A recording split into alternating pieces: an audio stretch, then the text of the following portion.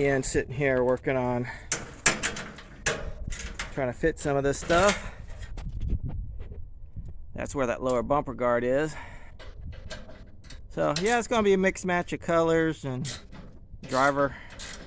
Maybe some people won't say driver, but when the car doesn't necessarily wear any paint at this point,